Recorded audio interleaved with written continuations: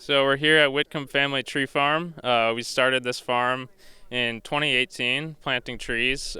We started with roughly 500 our first year, and each year after that, it's progressed into, 1,000 or a couple thousand each year. And the trees take about 6 to 7 years to mature to be able to sell at a 7 to 8 foot height.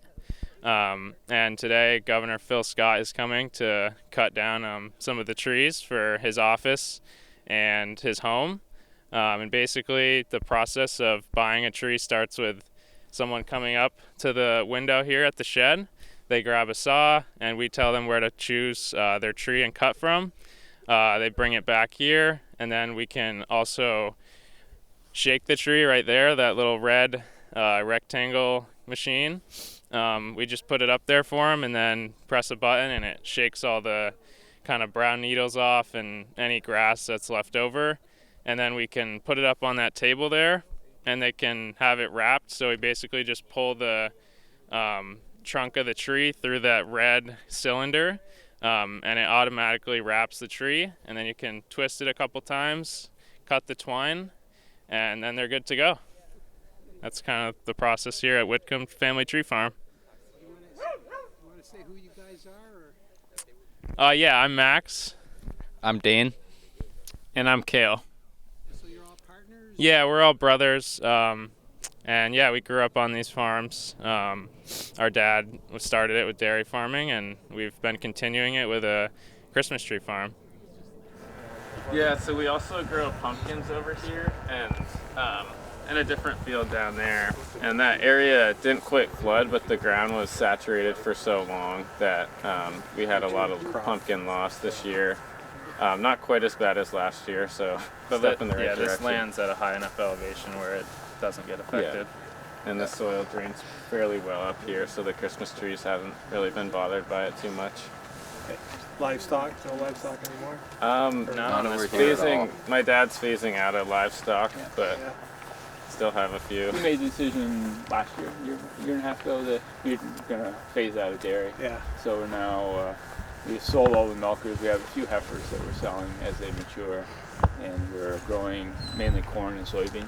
Soybeans? Yeah. Huh. What's the market? Where is the market for soybeans? Well, our hope is just to sell most of the corn and grain to local farmers, the end user, as opposed to a grain dealer, I think. And we have quite a bit of storage over at the farm in Williston for grain. And right now, last week's problem is we still have about 50 acres of corn still out in the field, and the storage is full. So we're looking to sell some this week and then get done harvesting. How long have the Whitcombs been farming this land? We've been on this farm, this is what we kind of consider our home farm, for a little over 150 years. 150 years. Yeah. What was the magnitude of the farm then? I mean, like... I think when my great-grandfather, it was like 4 or 5 smaller farms down here, and he kind of combined them. I see. Bought them up, and this was after the Civil War.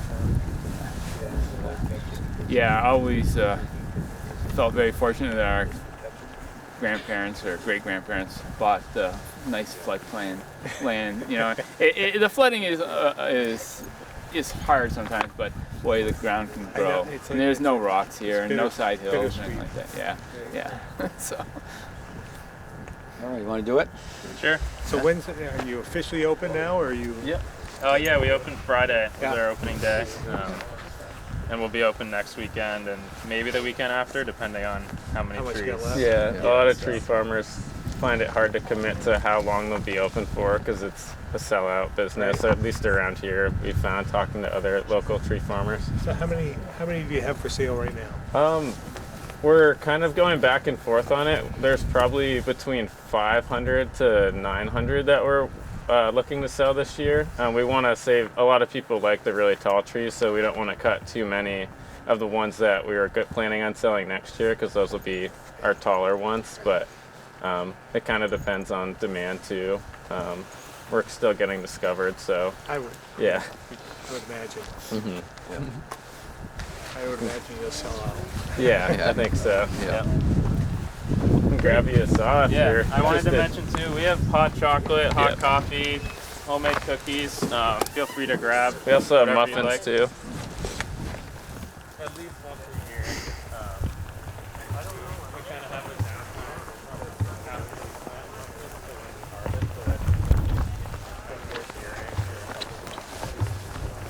Yeah, exactly.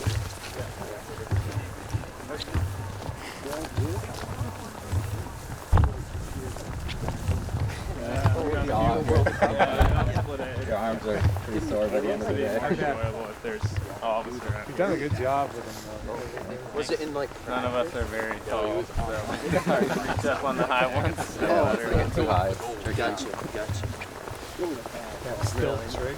Yeah, they only make so long of a shearing net.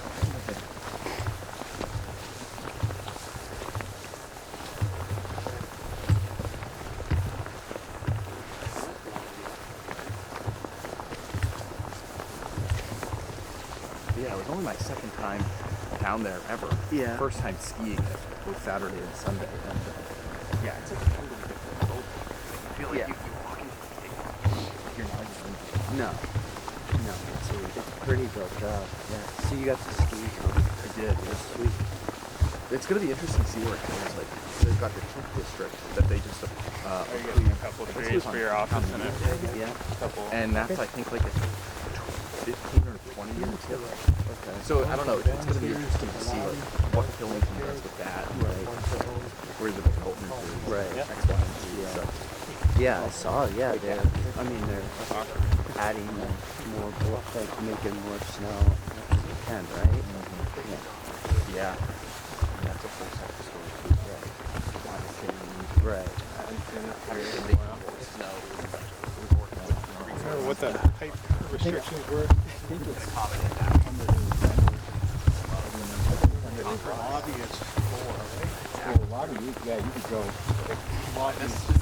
This needs to keep happening. We could have like snow days. I know. 24/7. What's your tallest? Tallest one? Yeah. 11, like 11 and a half, maybe 12. Yeah. Some of the really high ones may have gotten cut already, but I think there's definitely probably a couple 11-footers. Looks like a couple tall ones down there. Yeah, I think there might be some tall ones down there.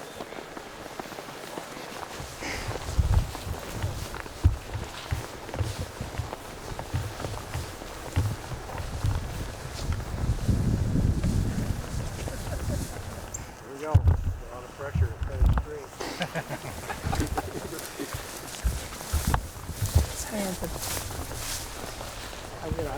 Oh yeah.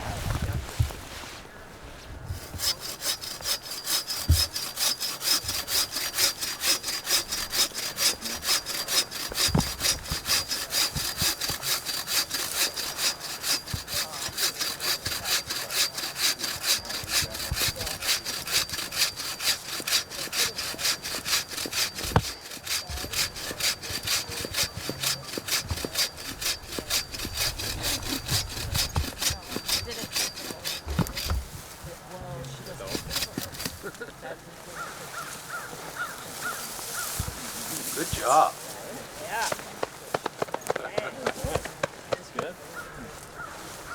we'll have to mark that lobby. Yeah. Good morning. How are you? Good night to you. Now it's the holiday season. It's Christmas time. I know that tree. I ordered that. We got a hallmark here. All right. Let's Haul this one back? yeah, let's pull this one back. And this is for the lobby. Okay. The farm started with dairy, and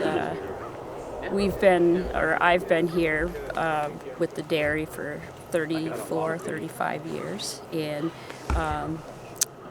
as things change, we've decided to diversify a little bit and start doing some different things and different uses with the land on the farm.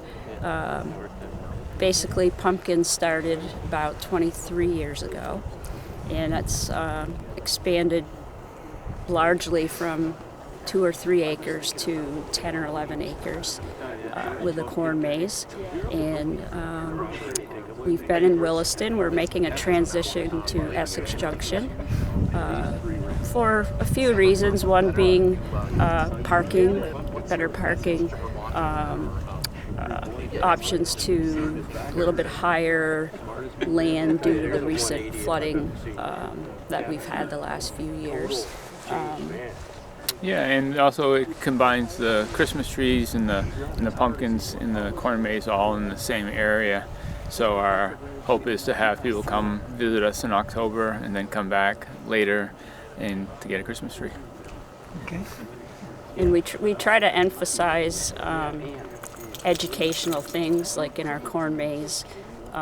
This year it was about how to grow Christmas trees, and it had pictures of us starting 6 years ago and planting and how long it takes for a tree to go and how to shear and all that type of stuff.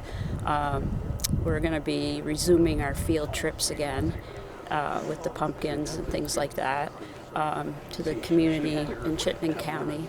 And it's a great way to spend time with your family and friends. And so are you saying there's a school bus that shows up here occasionally with a bunch of kids on it? yes, the pumpkins probably did about 500 or 600 kids within the course of a couple weeks. And they learn how to grow pumpkins. It's a lot of hands-on, measuring weights, seeds, harvesting, pollination, and also they get to go in the corn maze and run around. So it's a great trip for kids and after-school programs. Good. So you're hoping your sons carry this on forever? Yeah, they have been doing the pumpkins on their own for a few years, so I'm helping, and yeah, they're doing a great job. The trees were their idea, and they've stuck to it and put the time into it, so it's paying off. This area over here is about 500 also. So this was the first year. So this is the fall planting, or this was the spring planting, the taller ones, and it's the Canaan fir variety. And then over there is a spring planting from 2018, and that's Fraser and Balsam hybrid. And then we've kind of experimented with a couple different tree types throughout the years. But yeah, these are the tallest, so these are the ones we planted the first year. And then total we probably have, I would say, around 10,000 trees right now. So every year we added a little bit more, and I think this past year we planted about 2,200. So we went like 800, 1,200, 1,500, 1,800, 2,000, and now we're up a little bit more than that. Growing business. Yeah, yep. So what do you do with the stumps after you take the tree down? Yeah, so this is our first year. So this spacing, you'll notice in between the two trees is about 7 feet, whereas the newer areas are only about 5 feet. So we didn't quite maximize this area for trees as far as how many you can plant in one chunk of land, and we're trying to do that. So for this area, after this area is harvested, we'll probably go in and grind down the stumps so that they're flush with the dirt.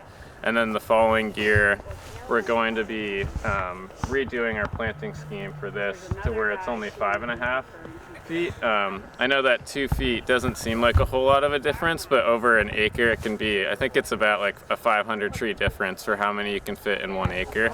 So it does make a difference. So at least with this area, the stumps are going to be ground down. We're not sure about the next areas, if we're going to like clear cut an area, a plot, and then go in and plant it fresh, or if a lot of farms do interplanting, well, they'll start a seedling and they'll plant it in between 2 mature trees about a year or 2 before it's harvested.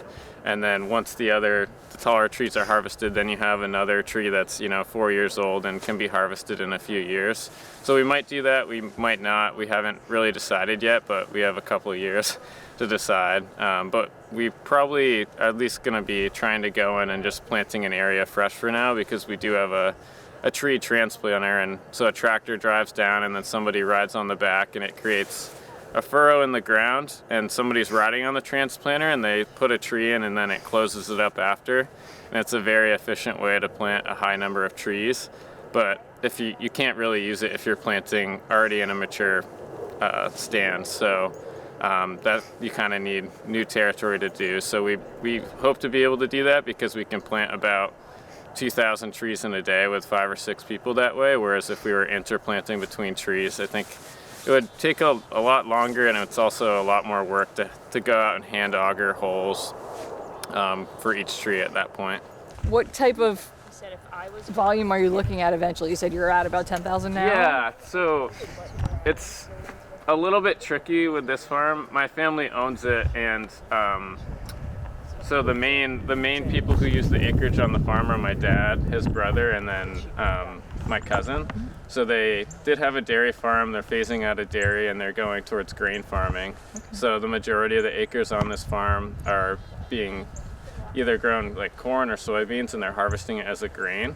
Okay. And they're hoping to sell that to local farmers. And they also rent a couple other farms around here to grow that on, and they have another farm in Wilson that they grow it on. Right. So we may be able to expand a little bit acreage-wise, but we're also growing our pumpkins over here now too. Right. So there's only so much land, and for Christmas trees, especially Christmas trees, we want like a area that there's no real threat of the river flooding and wiping it out, because it's like a 8 or 9 year crop at points, and if you have one bad year, or one flood year, it can wipe out your whole crop, which would be pretty devastating. And then it's hard to maintain a customer base, and you put a lot of time into maybe nothing.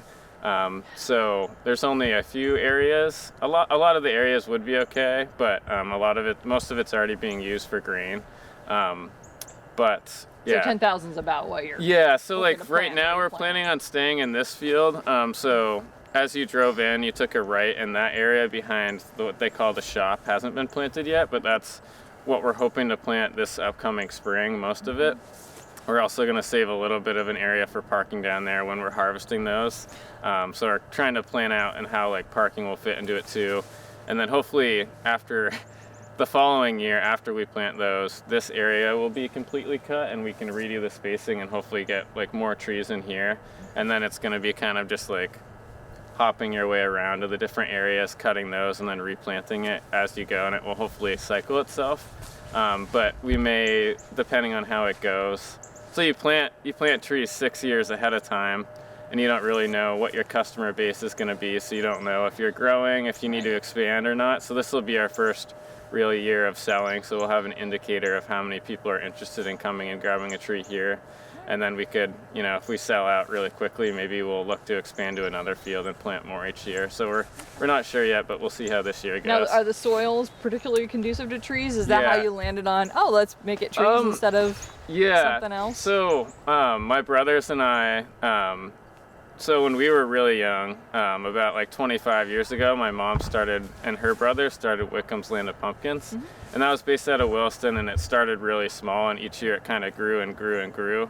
And now, we grow 10 acres of pumpkins, and we have a 2.5 acre corn maze, and that's all going to be moving to this location too. Oh my gosh. Prior it was just in Williston, and now it's all moving over here, so it's going to be kind of a hub over here for like fall and then into winter as far as pumpkins, the corn maze, and then Christmas trees. And so we liked doing that. We spent our falls harvesting pumpkins and selling in the weekends. And then this kind of seemed like a natural transition to diversify the farm a little bit more. My brothers and I all have other full-time jobs, so we kind of do this on the side. And we enjoy spending time together doing this kind of stuff on the weekends and during holidays even. And yeah, it kind of seemed like a natural point where Christmas trees are great because there's a few things that are time dependent, like planting. You usually get like a call the day before your seedlings are going to be ready saying, oh, we're delivering them tomorrow, or come get them tomorrow.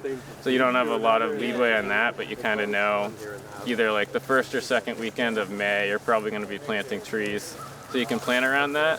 But otherwise, and then being open and retailing, that's kind of set, like, the day after Thanksgiving and then a couple weekends. But other than that, we could pretty much shear a tree any time of year. There's times where they prefer to get sheared, but there is like that flexibility where like, oh, I don't, I can go do this next month if I don't get to it now, or if I wanted to go on vacation, this winter in January or February, that would be possible. Where if you can't do that with livestock, you have to be there every day. They're relying on you to feed them and take care of them. So this is like kind of a natural progression with us to be able to keep full-time jobs, maybe in the future not, but for right now we like the balance of being able to do this kind of whenever we want. That's great. I'm really excited for you. Oh, thanks. Did the state give you any help? Did you go through VITA or any other organization to get launched, or were you able to do it with nope. income from pumpkins? We kind of did it. Yeah, we kind of did it our own way. We funded it all ourselves, and it seemed to work out good. We've applied for like a couple of grants, and we haven't gotten any, but it's been okay, and we have like kind of invested a lot into it up to this point. So thankfully, like the pumpkins and stuff like that we've been able to make enough money to where we can buy trees. But it's really cool to start seeing something you started 6 years ago start to come to fruition, and it's been a long journey, and there's been at times where it's like, oh, is it ever going to get here? When you're walking around trees that are only this or this tall, it's like, oh, when is it going to get here? But it's finally here. That's exciting. Yeah. So do you have any pure Frasers, or are they all crosses? So right now, these ones are crosses over here. These are Canaans, and then we have some like Cook's Fir, and I do believe we do have a few Frasers, but they're only like this tall right now. Yeah. Sorry. Now, are the crosses sort of less fragrant? Like, what's the advantage of a cross? Because I know I like Fraser because it doesn't smell the whole house. Apparently they do better. Like, I don't know exactly. Stamina yeah, I'm not sure exactly with that particular cross. A lot of the tree nurseries around here like completely sell out really early on, so you have to put in your order like over a year in advance. Oh my gosh. And it's being kind of busy with other stuff. Sometimes you lose track of that, so you get you don't always get the best selection of trees, but we've been really happy with how everything's performed up here. Good. We did like a basic soil pH test when we started, kind of went around the field and took different soil samples, and then I think our pH was around 6 to 6.5, and just looking at the different tree types and what did the best in that, the Canaan fir did really well, and like having read up on that more, they do the best in wet soils too. And this area is draining really well, but as we go across the field to the trees that are only this tall, there's some areas down there that don't drain very well. So we're excited to see like if it can, hold up to its reputation down there and how that goes. Yeah, I think eventually we'll try to have a little bit more of a variety of trees, because apparently the Canaans are kind of like the balsam, but a little bit hardier, and they hold up a little bit longer. But yeah, we're really open to trying anything up here. Now, do you know if fir trees are like other trees, deciduous trees, in helping, with climate change? Yeah. With carbon? So do they store as much carbon as any other tree? I know you're cutting it down on a regular basis. Yeah, I think I was reading the other day that like an acre of Christmas trees produces enough oxygen for 18 people like throughout the year. That's cool. Okay. So yeah, I think there is like a lot of benefits in regards of climate change to like the real tree movement, and like how that is like a renewal. Yeah, you're cutting down a tree, but also a tree is getting planted there the following year to take its place, and it's storing carbon and helping with that. So and we're buying local, which is always great. Yeah, exactly. It's not getting shipped in from somewhere else. So how much daily care do you do for the trees, or monthly, or do you trim them? Do you fertilize them? Do you mow? So the big thing, so the most time consuming thing is trimming. So that's like midsummer is usually when we find time to do it, in between pumpkins, like pumpkin planting and pumpkin harvesting. We have kind of a window where we're out here, and that's like probably on average like an hour or two a day for me and my brothers, maybe a little bit less. But as these trees have gotten really tall, it takes us a lot longer to do. Like a tree like this, or like even like this, or like some of the tall ones, I can only reach so high, so sometimes I have to come back around with a step ladder and get them. So that takes quite a bit of time, and the first year we only did 800, and then as more trees get to more mature, I'm sure it'll take even more time. But we enjoy doing it. It's kind of nice to come out here and walk around and cheer and be with your dogs and watch them play, and then see the birds flying around. And we see a lot of red-tailed hawks out here and a lot of wildlife. I see deer quite a bit, which isn't necessarily what you want to see, but the deer damage hasn't been too bad so far. And So you get to see a lot of wildlife. It's pretty peaceful working out here. So that's the most time-consuming thing. The most time-sensitive thing is planting, and that's where, thankfully, we have a lot of family that help out with that. We do about probably 100 trees an hour, maybe a little bit more, maybe 200 trees an hour if we have 6 or 7 people here, and that goes pretty quick with our tree transplanter. And then other than that, it's like retailing for a few weekends and, you know, taking a walk out here once in a while to make sure there's not any pest damage or nothing looks off. But those are kind of the 3 main things we spend time doing.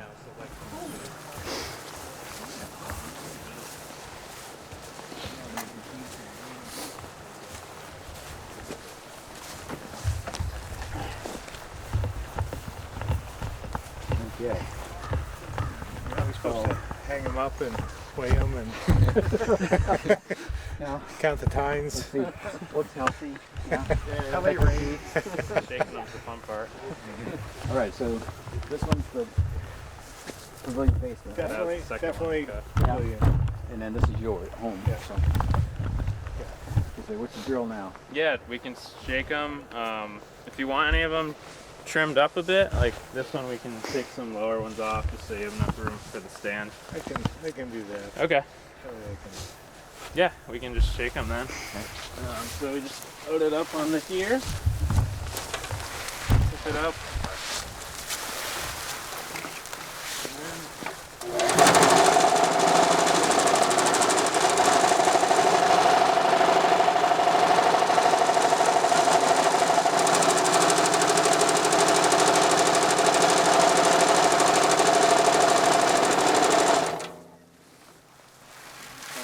You want these wrapped? Put your Fitbit here, right?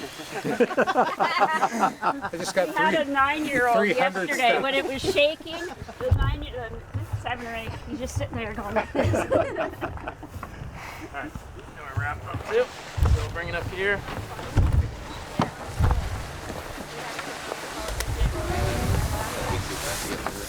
Feed it through. You good, Dane? Yeah. Okay. Yep.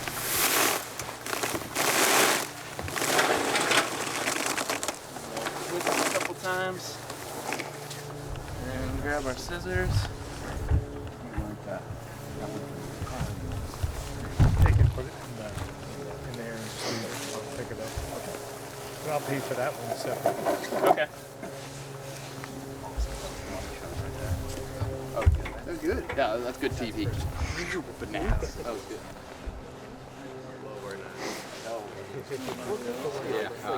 Yeah, this next one will be the big one. I feel like I think he wants to put it by the Yeah. as creatively as it should. Yep. Okay. Because like we do a lot of like policy reforms, property tax, and climate change. It's like remember which one.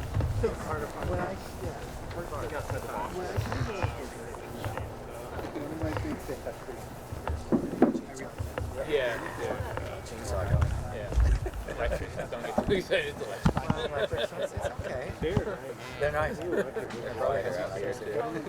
We've had a few people come in to see if they can use their chainsaw. Like, no chainsaws out here. Away from getting that. And I was really looking forward to using it for the very first time. Yeah, that's why. Schedule. I mean, so as you know, they're not in session on Monday. Yeah. And some like committees don't even put up Right here, roughly? Yeah. Okay.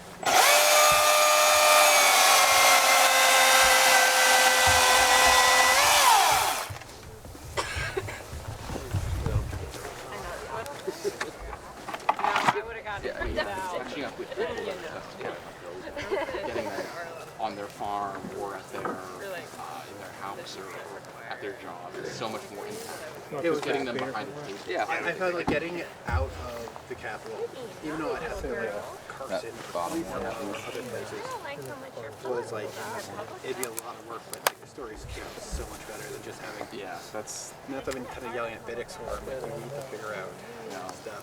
It's so easy, as you know, to get like kind of locked in a safe you become, bubble. Yeah, it's just an island. It's just an island that you're so comfortable with, and you don't want to be anymore. That one did it for us. I bet these are going to have to go. Yeah, I'd do like Especially with a 5 big to tree 6 like inches. this. Yeah.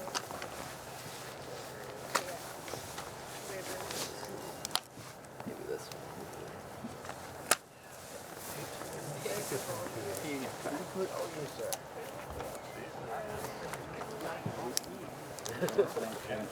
What are you taking a nap at dinner to work with us?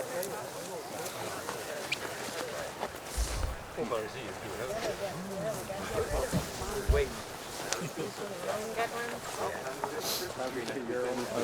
Yeah, exactly. It's kind of start with the pumpkins. How many wreaths have you made? Wreaths? My mom's been making them, probably 10 or 15. Yeah, a little more. Yeah. Good? Yeah, good shot.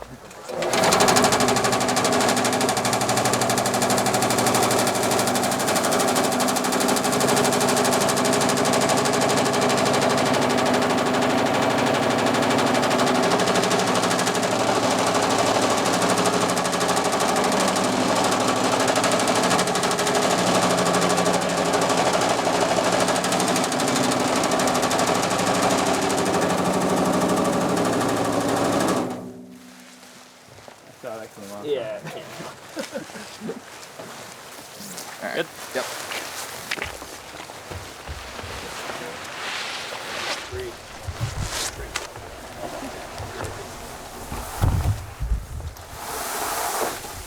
We might need a hand with this one. Yeah. Oh, nice.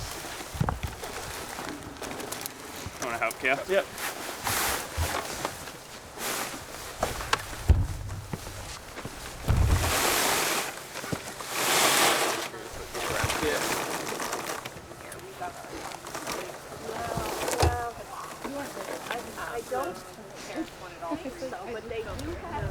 Pretty cool.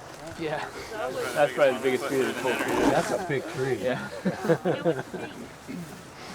That bring it right up.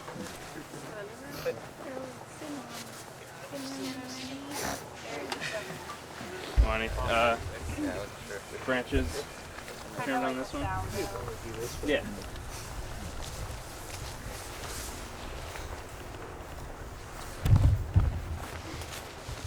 I always do that in the, I'll take them.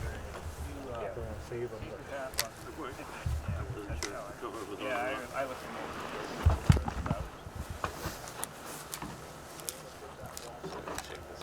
Yeah.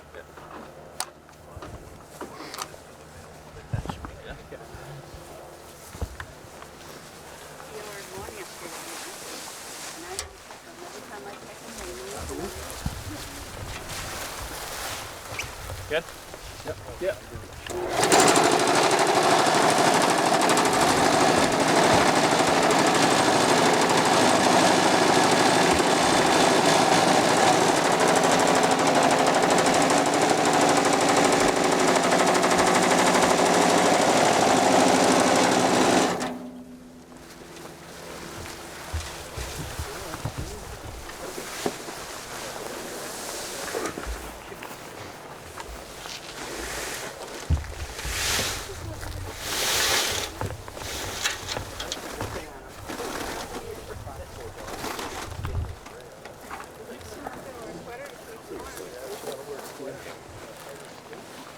A lot of people have like a mechanical way to pull it through, which we might look into next year.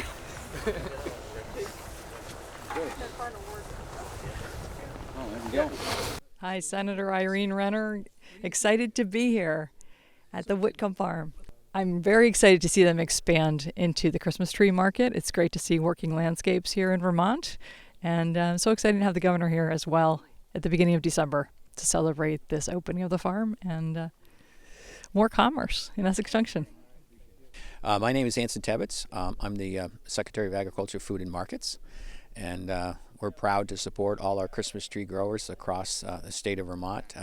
They work incredibly hard, 365 days a year. We enjoy it, one day every year going out and choosing and cutting your tree, but they work very, very hard to make sure that they're pruned properly, their paths are clear, and it takes a lot of investment, and they don't get their investment back for a number of years. So it takes a lot of energy and a lot of forethought.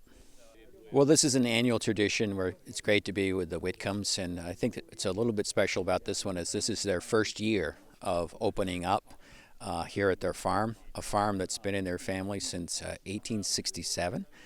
So they adapted, they changed like all farmers do, they innovated. So about 8 years ago, the Whitcomb boys decided that they were going to plant some Christmas trees, and probably didn't envision this day that we'd be here with the governor and the family and everything, cutting the tree down for his office and his home. So it's a special day for a lot of folks. Good job. Good to see you. You're all worn out from cutting those trees. No. Good. Yeah.